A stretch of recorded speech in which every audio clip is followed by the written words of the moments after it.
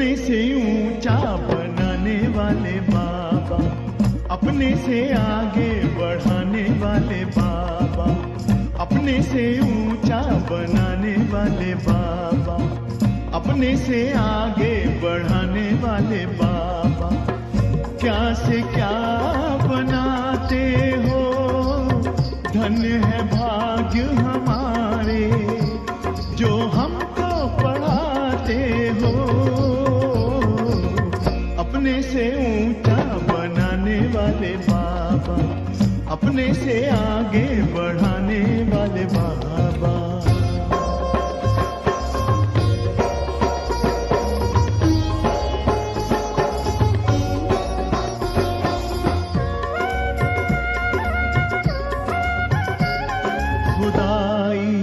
खिदमतगार हैं हम जो पाते तेरा प्यार है, सौभाग्यशाली बच्चे हम तेरे गले का हार हैं।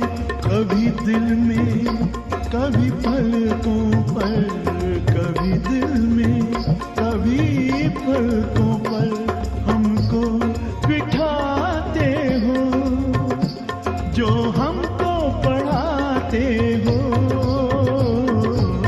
अपने से ऊंचा बनाने वाले बाबा, अपने से आगे बढ़ाने वाले बाबा।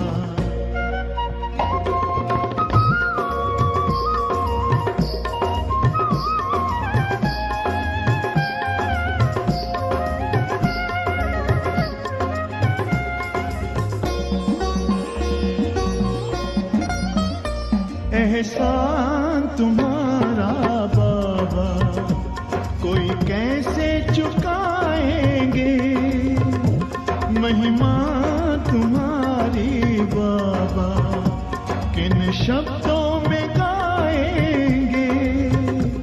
नित्य शिक्षाओं भरी मुरली सुनाते हो, जो हमको पढ़ाते हो। अपने से ऊंचा बनाने वाले बाबा, अपने से आगे बढ़ाने वाले बाबा।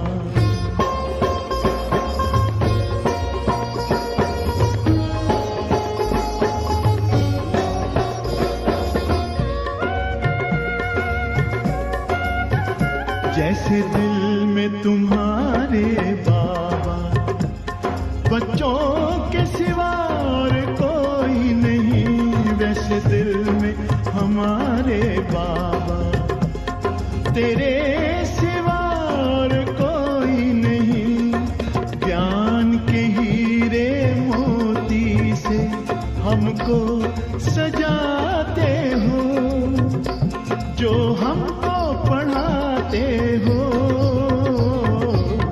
अपने से ऊंचा बनाने वाले बाबा, अपने से आगे बढ़ाने वाले बाबा, अपने से ऊंचा बनाने वाले बाबा, अपने से आगे बढ़ाने वाले बाबा।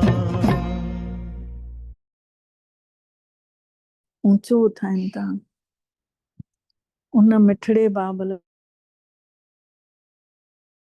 जा शुक्राना करे, उन्हीं जे ही मुख मां मिठड़ी वाणी ॿुधंदासीं।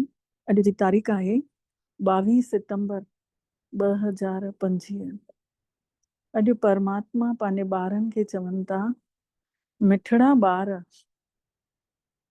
जी बाबा पंहिंजी दिलि ते हथ रखी पुछो कि भॻवान जेको ॿुधाए थो, छा असां पहिरियों ॼाणींदा हुयासीं? पंहिंजी दिलि ते हथ रखी पुछूं कि जेको बाबा ॿुधाइनि था, छा असां सभु पहिरियों ॼाणींदा हुयासीं? जेको ॿुधो अथसीं उन्ही खे अर्थ सूधो सम्झी करे ख़ुशीअ में रहूं। जेको बाबा खां ज्ञान ॿुधोसीं उन्ही जो अर्थ सम्झी ऐं ख़ुशीअ में रहूं। अॼु बाबा प्रश्न पुछनि था, तव्हांजे हिन ब्राह्मण धर्म में सभिनी खां वधीक ताक़त आहे कहिड़ी ऐं कीअं? तव्हांजे हिन ब्राह्मण धर्म में सभिनी खां वधीक ताक़त आहे कहिड़ी ऐं कीअं?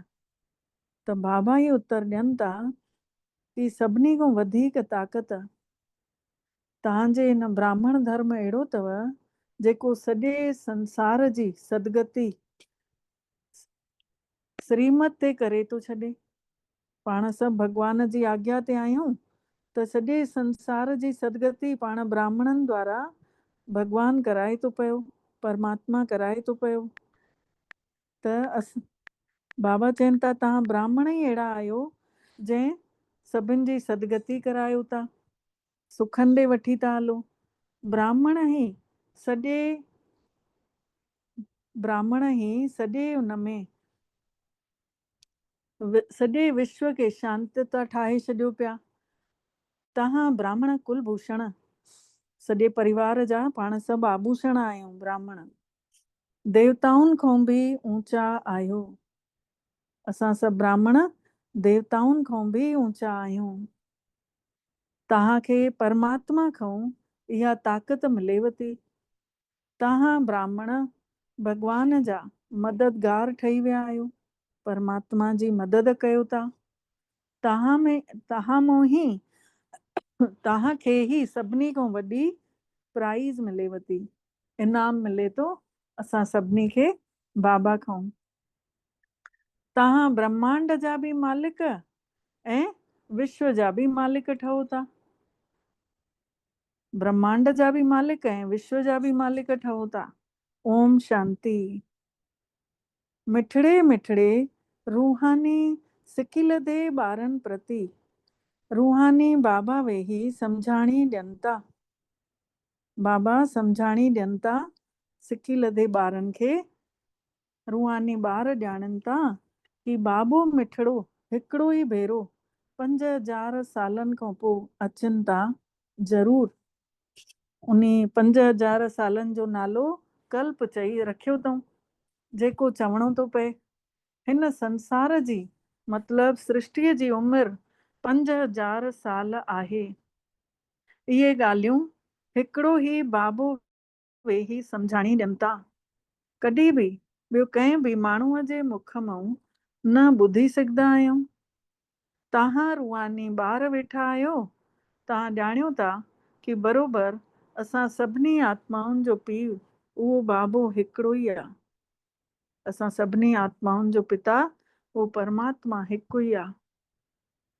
बाबा ही ॿारनि खे वेही पंहिंजो परिचय ॾिए थो, जेको कोई बि माण्हू बि न पिया ॼाणनि। कंहिंखे पतो ई कोन हुयो कि भॻवान छा आहे, ईश्वर छा आहे, गॉड छा आहे।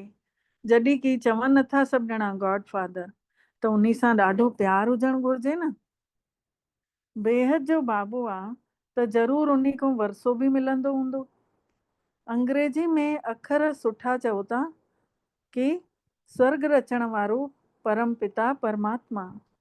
स्वर्ग चयो वेंबो आहे नए संसार खे ऐं नर्क चयो वेंबो आहे पुराणे संसार खे।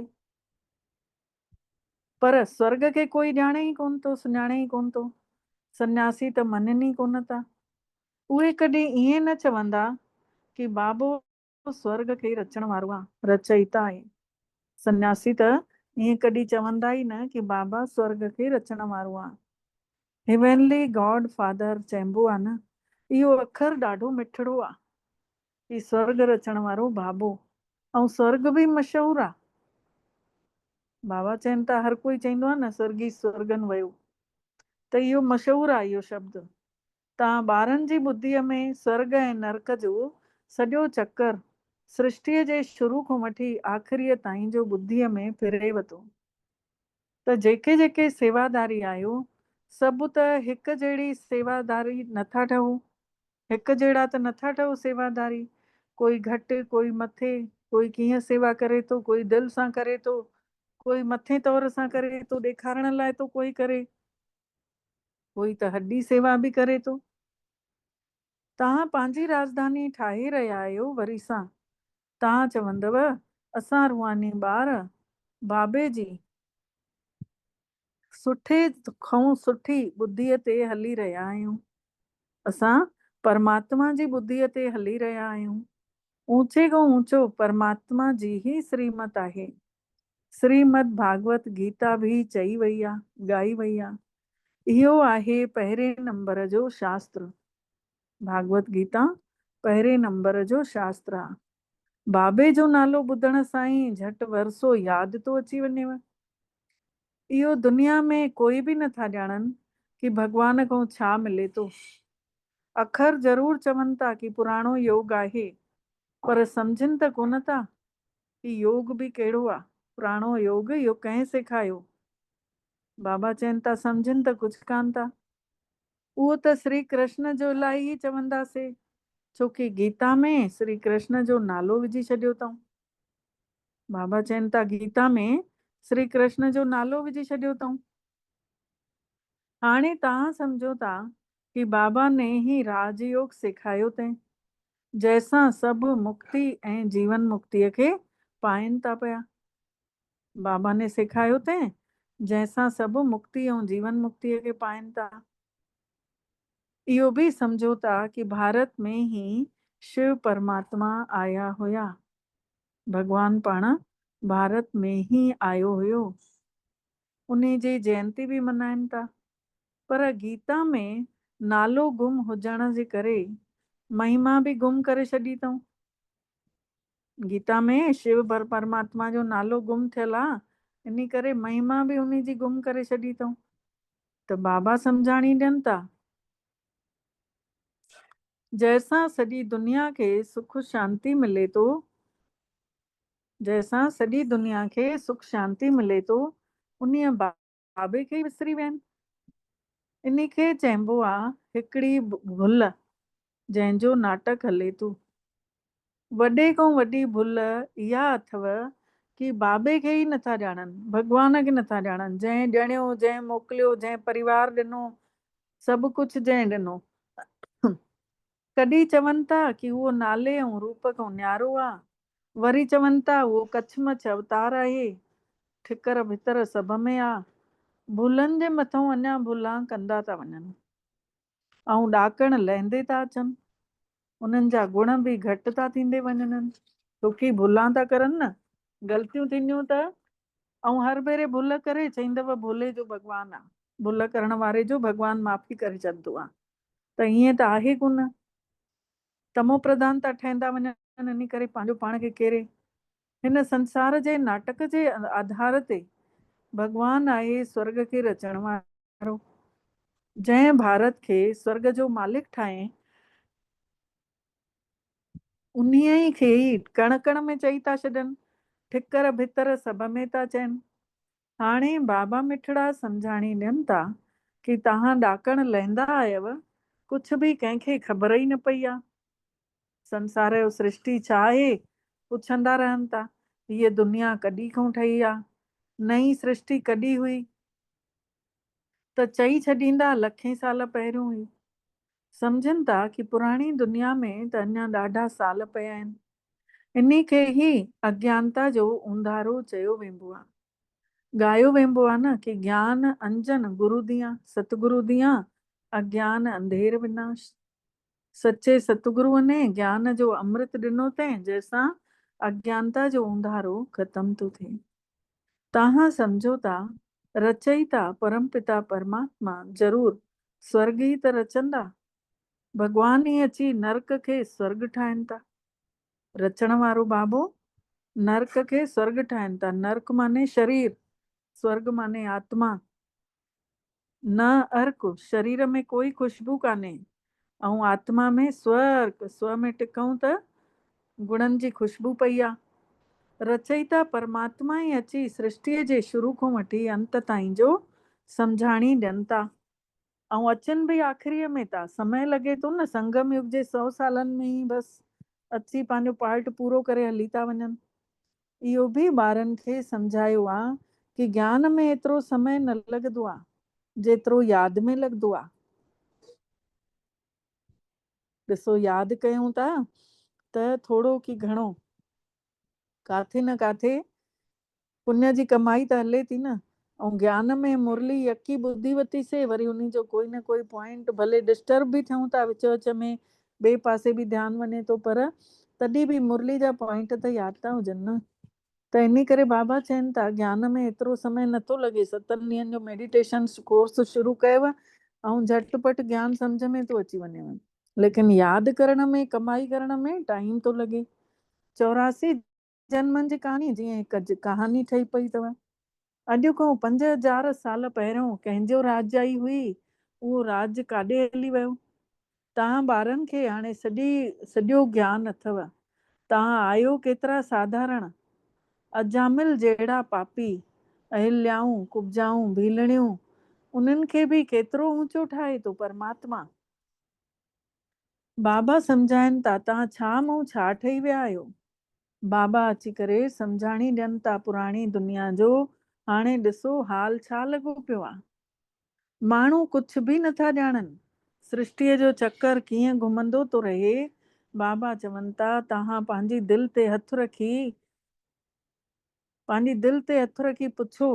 पहिरियों त कुझु न ॼाणींदा हुआ, कुझु बि न।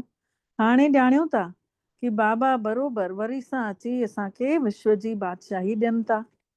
कंहिंजी ॿुद्धीअ में इहो न ईंदो कि विश्व जी बादशाही छा थींदी आहे। विश्व माना सॼी दुनिया। तव्हां ॼाणियो था, ॿियो कंहिंजी ॿुद्धीअ में न ईंदव। तव्हां ॼाणियो था न कि भॻवानु आयो आहे असांखे अहिड़ी राजाई ॾियनि था जो असां खां 2500 साल कोई इहा राजाई खसे नथो सघे।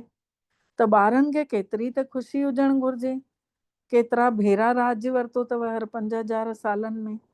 बाबा बि सचो आहे ऐं पढ़ाइण वारो शिक्षक ठही करे बि सचो ई आहे। सतगुरु बि सचो आहे। सतगुरु सचो गुरु आहे। कॾहिं ॿुधो ई कानसीं अहिड़ा अखर। हिन महिल अर्थ सहित तव्हां सम्झो था। तव्हां ॿार आहियो, परमात्मा खे यादि करे सघो था। अॼुकल्ह त नंढड़पण में ई गुरु कराइनि था। गुरूअ जा चित्र ठाहे गले में विझनि था ऐं घर में रखी था छॾनि। हिते त केॾो वंडर अथव। बाबो ऐं पढ़ाइण वारो शिक्षक ऐं सतगुरु सभु हिकिड़ो ई। त बाबा चवनि था मां गॾु वठी हलंदोमांव। तव्हां खां पुछंदव न कि छा पढ़ो था। कोई पुछंदा न दुनिया वारा छा था पढ़ाई कयो। त तव्हां चओ उन्हनि खे कि नए संसार में राजाई पाइण जे लाइ राजयोग जी पढ़ाई पढ़ूं था। हे आहे ई राजयोग। जीअं बैरिस्टर योग थींदो आहे न, त ज़रूरु बुद्धीअ जो योग बैरिस्टर जे पासे ॾे वेंदो। टीचर खे ज़रूरु यादि त कंदव न। तव्हां चवंदव असां स्वर्ग जी राजाई पाइण जे लाइ ही पढ़ूं था पिया। ऐं केरु पढ़ाए थो? बाबा पुछनि था पढ़ाइण वारो केरु? शिव बाबा पाण भॻवान। उन्ही जो नालो त हिकिड़ो ई आहे जेको हलंदो थो अचे। रथ जो त नालो आहे ई कान। ब्रह्मा बाबा जो त नालो आहे ई कान। भक्तीअ में ब्रह्मा जी बि पूजा कोई कनि ई कान था। बाबा चवनि था इन में मां आहियां न, मुंहिंजो नालो आहे शिव। बाबा शिव ऐं रथ ब्रह्मा चवंदासीं। हाणे तव्हां ॼाणियो था कि हे केतिरो वंडरफुल आहे। शरीर त आहे हिकिड़ो ई। ऐं हिन खे भाग्यशाली रथ छो चऊं था? हिन शरीर खे, ब्रह्मा बाबा जे शरीर खे भागन वारो शरीर छो था चऊं? रथ छो था चऊं भागीरथ?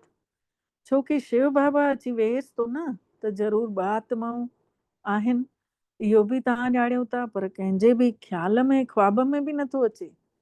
हाणे ॾेखारनि था कि भागीरथ ने गंगा आंदे त छा पाणी आणींदो? भागीरथ पाणी आणींदो छा? पाणीअ जी गंगा। हिन महिल तव्हां प्रैक्टिकल में ॾिसो था छा आंदो तंहिं, कंहिं आंदो तंहिं, कंहिं इन में प्रवेश कयो तंहिं। तव्हां प्रैक्टिकल ॾिसो था। बाबे ने कयो तंहिं न। माण्हूअ में पाणी थोरी अची वेहंदो, जटाउनि मां पाणी थोरी ईंदो। इहो त ज्ञान रूपी अमृत मिले थो। इन्हनि ॻाल्हियुनि जो कोई बि ख़्याल ई नथा कनि। चयो वेंदो आहे कि धर्म में ताक़त हूंदी आहे। चवंदा आहिनि न धर्म में ताक़त आहे। त ॿुधायो सभिनी खां वधीक कहिड़े धर्म में ताक़त आहे? बाबा चवनि था ॿुधायो सभिनी खां वधीक कहिड़े धर्म में ताक़त आहे? ब्राह्मण धर्म में न। हा इहो ठीकु आहे। जेका कुझु ताक़त आहे ब्राह्मण धर्म में ई आहे। ॿियो कंहिं धर्म में ताक़त काई आहे ई कान। तव्हां हिन महिल ब्राह्मण आहियो, ब्राह्मणनि खे ताक़त मिले थी परमात्मा खां, जेके वरी तव्हां विश्व जा मालिक ठहो था। तव्हां में केतिरी वॾी ताक़त अथव। तव्हां चवंदव असां ब्राह्मण धर्म जा आहियूं, कंहिंजी ॿुद्धीअ में न वेहंदो। बाबा चवनि था कंहिंजी ॿुद्धीअ में न वेहंदो कि असां में एतिरी ताक़त आहे। विराट रूप भले ॿुधाए, अॼु मीनाक्षी भेण ॿुधाए न अनुभव, कंहिं माईअ जा प्राण न पिया छॾिजंसि, उन जी धीअ हुयसि, ऐं उहा वयसि हॉस्पिटल, वञी चयईंसि त ॾिसो मुरलीअ जी केॾी ताक़त आहे। ऐं उन माईअ खां पुछो वियो कि तूं मुरली काथे ॿुधंदी आहीं, कॾहिं पढ़ियल हुई कान माई।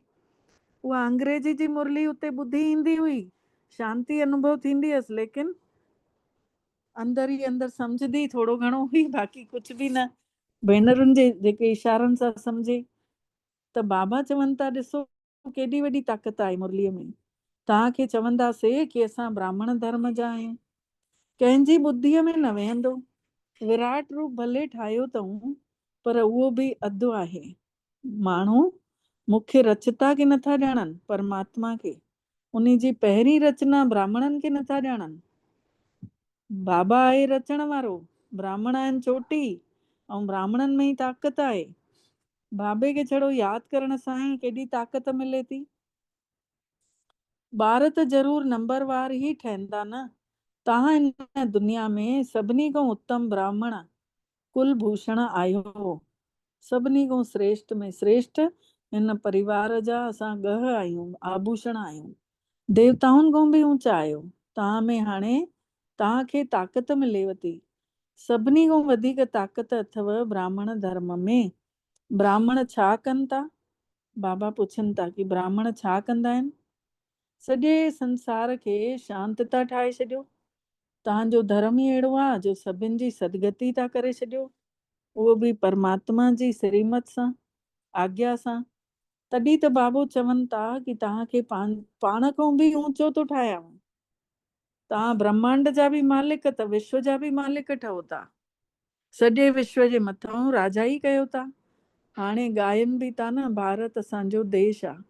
कॾहिं महिमा जा गीत था ॻाइनि भॻवान लाइ, ऐं कॾहिं चवनि भारत जे लाइ, ऐं कॾहिं चवनि था देख तेरे संसार की हालत क्या हो गई भगवान, कितना बदल गया इंसान।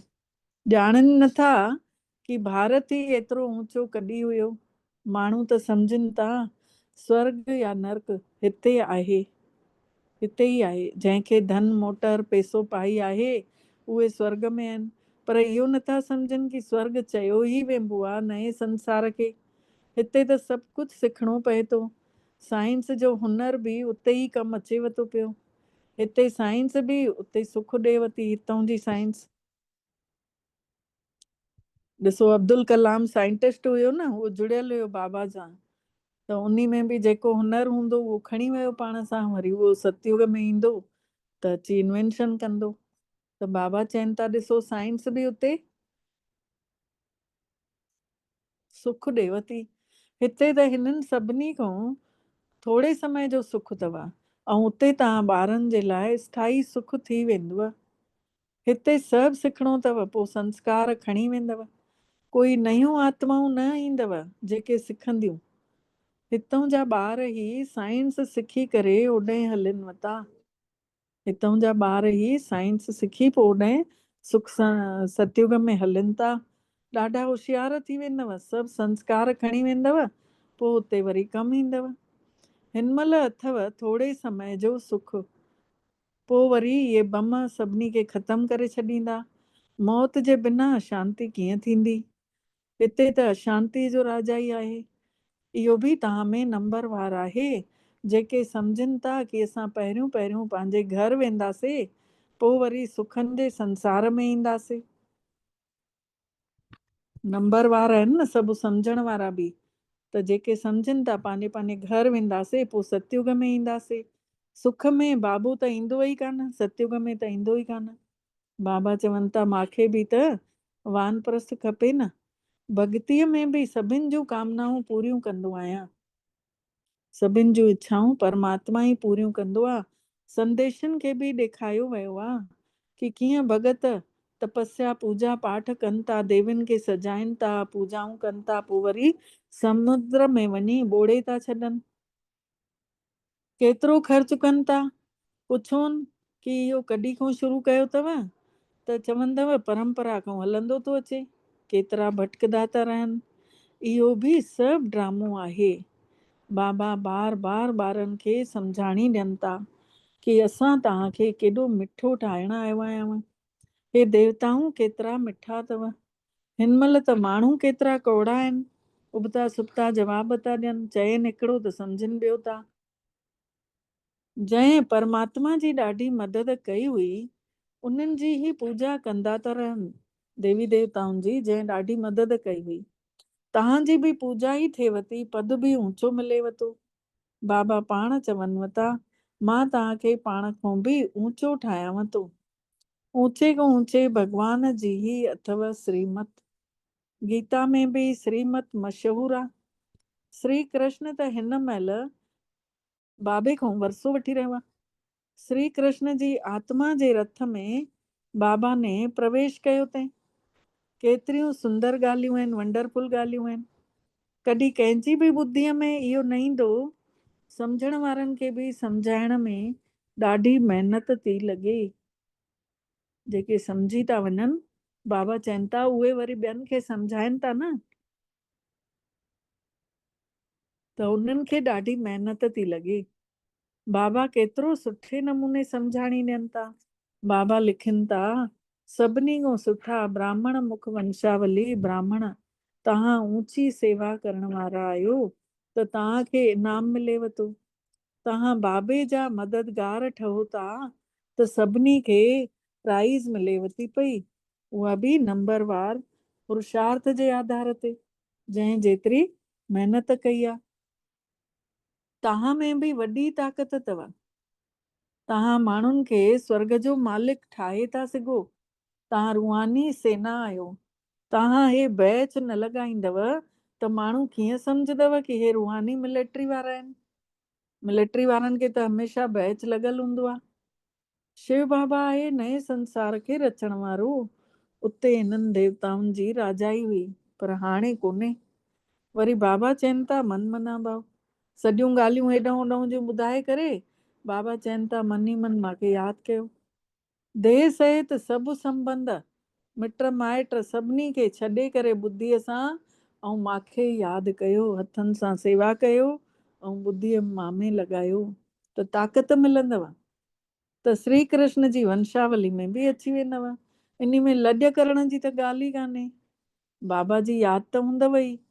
बाबा हिननि जे लाइ ई ॿुधाइनि था, ब्रह्मा जे लाइ, कि इहो ई नारायण जी पूजा कंदो हुयो। ब्रह्मा बाबा ऐं नारायण जी मूर्ति गॾु रहंदी हुअसि। फोटू न पंहिंजे पॉकेट में, ब्रह्मा बाबा जे पॉकेट में लक्ष्मी नारायण जो फोटू हूंदो हुयो। हलंदे फिरंदे उन खे ॾिसंदा हुया। हिन महिल तव्हां ॿारनि खे ज्ञान अथव त बैच बि ज़रूरु लॻल हुजेव, लॻल हुजणु घुर्जेव। तव्हां आहियो नर खां नारायण ठाहिण वारा। राजयोग बि तव्हां ई सेखारियो था पिया। नर खां नारायण ठाहिण जी सेवा कयो था। पंहिंजे पाण खे ॾिसणो अथव कि असां में कोई अवगुण त कान्हे। बाबा चवनि था पंहिंजे पाण खे ॾिसणो अथव, असां में कोई अवगुण त कान्हे। सुभाणे खां जेका 8 बजे मुरली हलंदी हुई न, उहा 8:45 हलंदव, 2 ॾींहंनि लाइ। 3 ॾींहं गुरुवार पवंदो, पोइ वरी शुक्रवार खां वरी टाइम ते हलंदव। कंहिंखे कोर्स कराईंदी उहा श्रुति भेण 8 बजे खां। त तव्हां ॿार बाबा वटि अचो था। बाबा अथव शिव बाबा ऐं ॾाॾो अथव उन जो रथ ब्रह्मा बाबा। बाबा ज़रूरु रथ सां ई त मिलंदो न। बाबे वटि अचूं था रिफ्रेश थियण, साम्हूं वेहण सां यादि बि अचे थी। बाबा आया आहिनि वठी हलण लाइ। बाबा साम्हूं वेठा आहिनि त घणी यादि अचणु घुरिजे न। बाबा चवनि था मूंखे साम्हूं ॾिसो था, मां त तव्हांखे घणो यादि अचणु घुरिजांव न, विसरणु त न घुरिजांव। पंहिंजी यादि जी यात्रा खे उते बि तव्हां रोज़ वधाए सघंदा आहियो। छड़ो मधुबन में यादि न रहंदी, बाबा चवनि था काथे बि रहो, यादि जी यात्रा त हलंदी रहेव न, उहा त तव्हां वधाईंदे वञो न टाइम लिमिट। अच्छा, वरी बाबा जो यादि प्यार।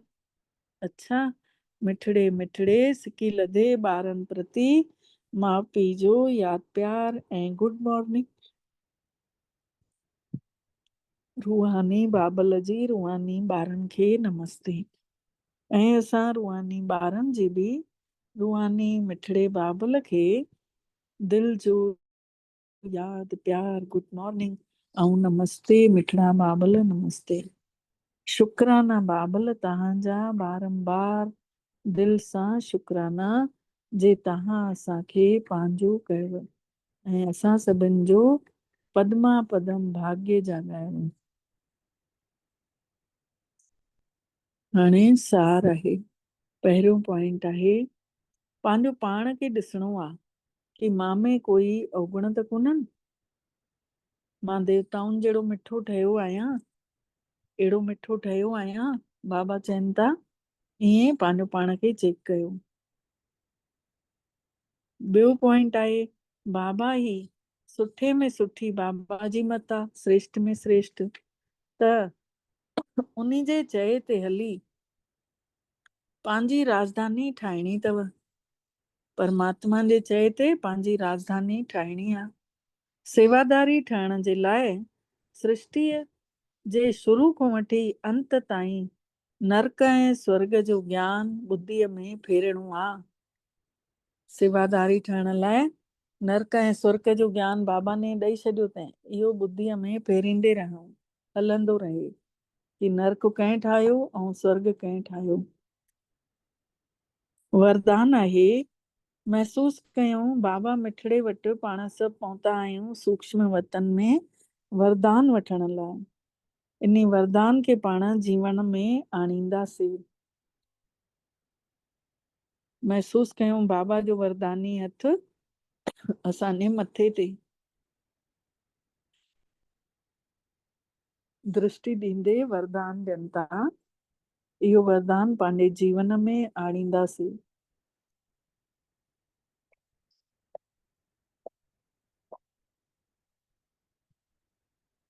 खुदाई ख़िदमतगार जी यादि सां, ख़िदमत मतिलबु सेवा करण न, त भॻवान जी सेवा अगरि यादि हूंदी त सवली यादि जो अनुभव करण वारा सहज योगी ठही वेंदव।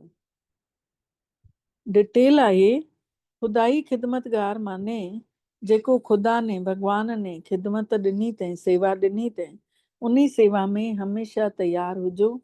इहो ई हमेशह नशो हुजेव कि असां पंहिंजो पाण ख़ुदा ने असांखे ख़िदमत ॾिनी अथई, त कमु कंदे जंहिं असांखे कमु ॾिनो आहे उन खे कॾहिं विसरियो न वेंदो आहे।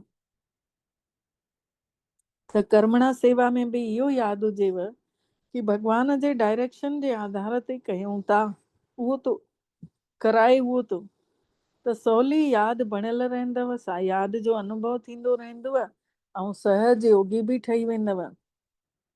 अॼु जो अव्यक्त इशारे जो पॉइंट आहे लगन जी अग्नि खे जाॻाए करे योग खे जो ज्वाला स्वरूप ठाहियो। जेतिरो स्थापना जे निमित्त तव्हां ज्वाला स्वरूप ठही रहंदव ओतिरो ई विनाश ज्वाला बि निकिरंदव। संगठन में ज्वाला रूप जी यादि विश्व जा विनाश जा कम पूरा कंदी। जेतिरो असांजी यादि संगठन में कंदासीं ओतिरो बुराइनि जो विनाश थींदो संसार मां।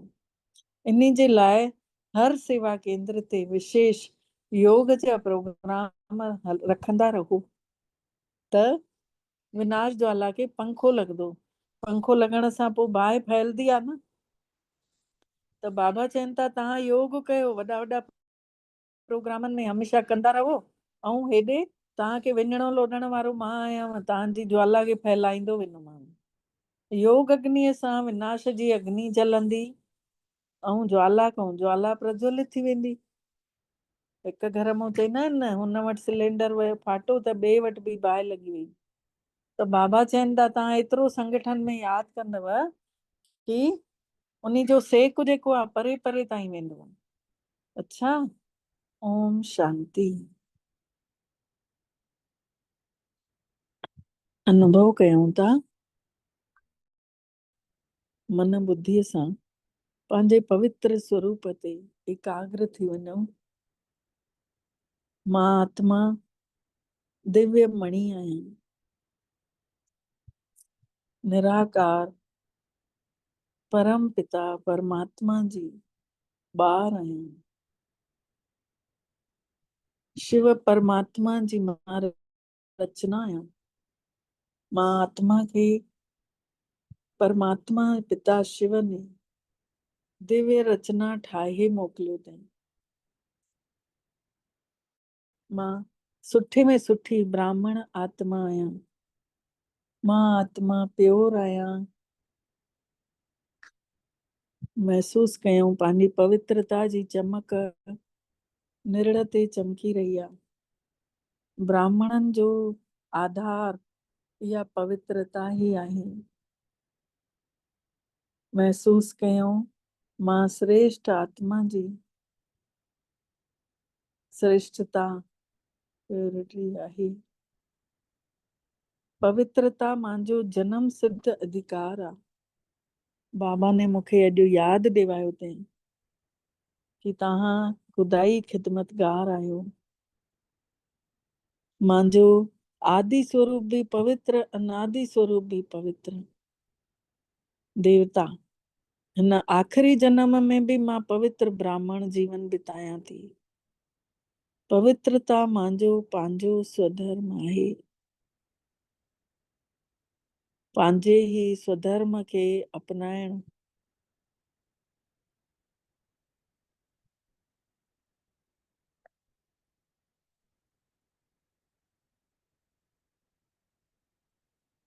पंहिंजे इन पवित्र स्वधर्म ते टिकी संपूर्णता खे महसूस कयूं, ॾिसूं पवित्र स्वरूप खे मनसा में आत्मा आत्मा भाई भाई, वाणीअ में सच्चाई मिठास, कर्मनि में नम्रता महसूस कयूं। आत्म स्वरूप सां पवित्रता जो सागर परमात्मा जी धीरे धीरे आज्ञा श्रीमत सां धारण कंदा था वञूं ऐं पंहिंजे जीवन खे पवित्र ठाहींदे था वञूं। पवित्रता ही असां आत्माउनि जो खजानो आहे। हिन जन्म खां वठी केतिरनि जन्मनि ताईं इहा 2500 साल पवित्रता हले थी। मां आत्मा ब्राह्मण आत्मा संसार जे परिवर्तन जो आधार आहियां। मां ब्राह्मण आत्मा संसार खे बदिलण जो आधार आहियां। पवित्रता जे करे ही संसार में सभु ॼणा देवी देवताउनि जी पूजा था करनि। इहा पवित्रता जो नालो केतिरियूं आत्माऊं अॼु चित्रनि खे ॾिसी मथो टेकनि था।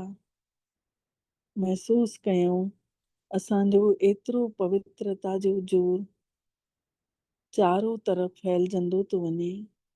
मां आत्मा जो केॾो वॾो महान भाग्य आहे जो मां आत्मा बाबा जी ॿार ठहियमि। न त काॾे न काॾे पई हिन महिल भटका हां।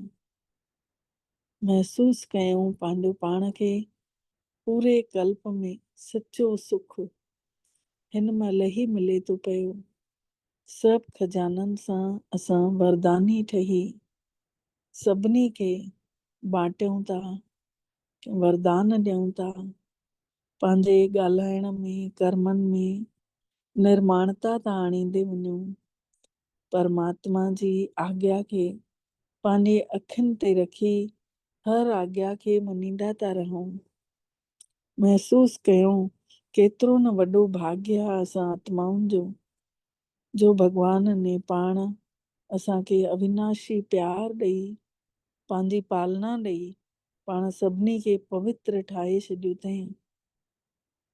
महसूस कंदे कंदे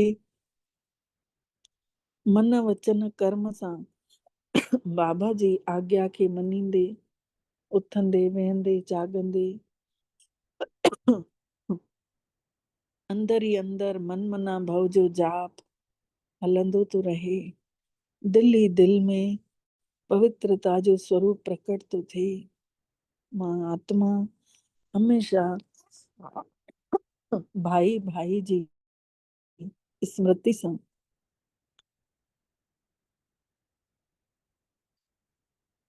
पवित्र विचारनि में समायल महसूस थी कयां पंहिंजो पाण खे। बाबा जे आज्ञा ते फरमाननि ते हली मां बाबा जी फरमान बरदार ॿार हिकु बि सोच बिना भॻवान जी आज्ञा जे नथी हले। अनुभव कयो मुंहिंजे कर्मनि में, मुंहिंजी ॻाल्हियुनि में, मुंहिंजे श्वासनि में, मुंहिंजे घुमण में, मुंहिंजे ॻाल्हाइण में हर समय बाबा ई बाबा वसियो पियो आहे। सर्व शक्तिवान परम पिता परमात्मा जी मां आज्ञाकारी फरमान बरदार ॿार आहियां। मां आत्मा शिव बाबा जी आज्ञा सां उन्ही जो पालन करण वारी पवित्रता जे सागर जी संतान महसूस थी कयां। बाबा जी दृष्टि में मां समायल आहियां। पंहिंजो पाण खे महसूस कयां। परमात्मा जी दृष्टि असां आत्माउनि जे मथां पवंदी थी रहे। पाण सभु वरदाननि में पलूं था। बाबा असां आत्माउनि जे मथां महिरबान थियो आहे। इहे पवित्र किरणा असां सभिनी ॾे पवंदियूं थियूं वञनि ऐं असां मां थी करे पूरे विश्व में फैलनि थियूं पयूं। पाण सभु आत्माऊं हिन संसार जूं पूर्वज आत्माऊं आहियूं। बाबा अंदर ई अंदर सपननि में वसी वियो आहे, दिल में वसी वियो आहे। महसूस कयूं बाबा जो हथ पकड़े मन जे वीचारनि सां असांखे हलाए थो पियो ऐं असां बाबा ने जेको बि चयो अथई साकार में उहो थींदो थो वञे। बाबा जो असां ॿार संसार आहियूं ऐं असांजो मिठड़ो बाबा संसार आहे। महसूस कयूं बाबा ने दृष्टि ॾेई सॼी असांजी सोच खे बि मटे छॾियईं, सृष्टि खे मटे छॾियईं, कंडनि खे गुल ठाहे छॾियो अथई। महसूस कयूं भॻवान जे रंग में रंगियल असां आत्माऊं मिठड़े बाबल खे शुकराना चऊं था। बाबल मिठड़ा तव्हांजा बारंबार शुकराना जे तव्हां असांखे पंहिंजो कयव ऐं असां सभिनी जो भाग्य तव्हां जाॻायव। ओम शांति, ओम शांति, ओम शांति। तव्हां सभिनि जा बि दिलि सां शुकराना सभिनी खे। ओम शांति।